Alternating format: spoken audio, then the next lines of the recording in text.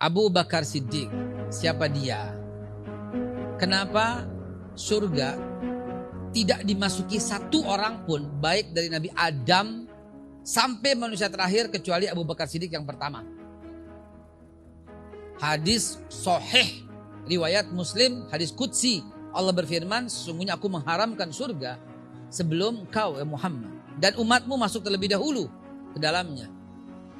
Jadi yang masuk ke dalam surga itu adalah Rasulullah dan para umatnya dulu, baru para sahabat yang lain. Itu janji Allah dalam detik-detik terakhir kematian Rasulullah. Dalam hadis yang lain Rasulullah juga bersabda, sesungguhnya umatku yang pertama kali masuk ke surga adalah Abu Bakar Siddiq.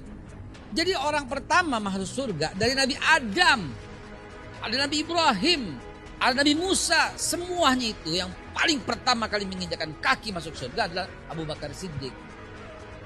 Rasulullah tentunya, tapi Rasulullah kan gak mau keluar dari Firdaus. Sampai ditanya, ya Rasulullah ini surgamu? Enggak. Aina tarakta ummati, kata Rasulullah. Keluar dari surga. Kau taruh di mana umatku, wahai malaikat? Begitu kan? Dan Abu Bakar orang pertama. Kenapa Abu Bakar jadi orang pertama masuk surga? Kenapa?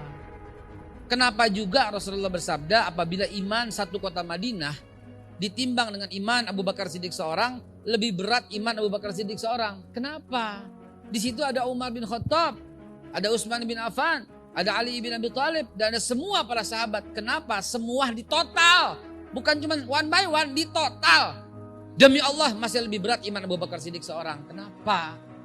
Ada apa ini orang rahasianya nih? Ada apa? Rahasia apa yang dimiliki oleh Abu Bakar Siddiq?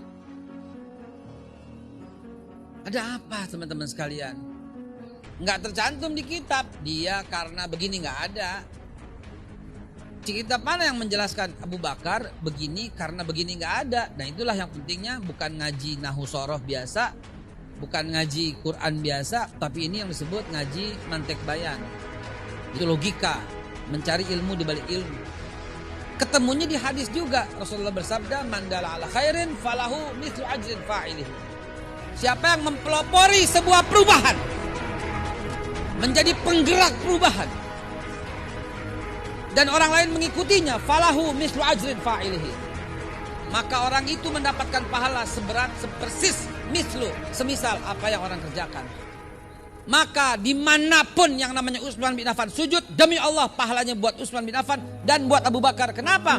Karena lisan Abu Bakar yang mengislamkan Utsman bin Affan.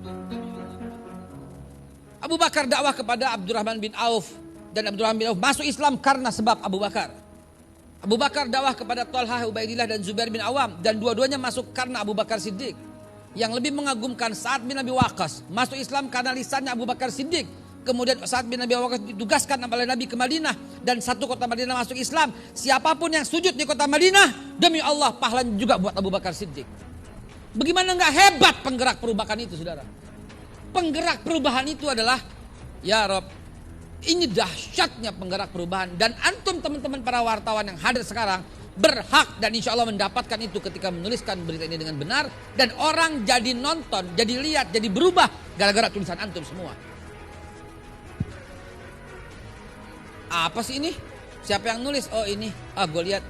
Boleh juga ya. Gara-gara tulisan antum itu orang jadi banyak berubah. Demi Allah antum berhak mendapatkan pahala itu. Antumnya udah tidur, lagi santai, lagi buang air, lagi bobo, lagi ngapain aja, tapi pahala terus tercatat oleh rakib sebelah kanan antum. Gara-gara lisan Abu Bakar Siddiq, Utsman bin Affan masuk Islam. Gara-gara lisan Utsman bin Affan, Muawiyah masuk Islam. Dan Muawiyah diutus oleh Utsman bin Affan ke Jepara, Kalingga, kerajaan Kalingga. 646. Dan siapapun yang sujud di Jawa Tengah, Utsman bin Affan dapat pahalanya. Dan jangan lupa Abu Bakar Siddiq juga dapat pahalanya. Coba. Kebayang gak gitu loh. Dari jalur yang lain, Ali bin Abi Thalib langsung dari Rasulullah SAW, tidak melalui Abu Bakar Siddiq. Dan Ali bin Abi Thalib lah yang menyebabkan Islamnya para Ahlul Bait. Dan salah satu di antaranya dalam Bani Umayyah adalah Umar bin Abdul Aziz. Dan beliau mendarat di Palembang. Utusannya atas undangan daripada Raja Sriwijaya, ya, Sri Indra Farman waktu itu. Siapapun yang sujud di Pulau Sumatera, pahalanya dapat Khalifah Umar bin Abdul Aziz dan dapat sampai datuknya yaitu Sayyidina Ali ibn Abi Thalib. Makanya jangan main-main saudara. Penggerak perubahan itu adalah memiliki pahala abadi sepanjang masa. Dan sekarang peluang itu ada di depan mata. Ketika antum semua menjadi penulis penggerak perubahan. Di mana orang akan nonton acara ini dan berubah karena tulisan antum. Lihat nggak ini sebuah contoh orang yang mementingkan untuk orang lain.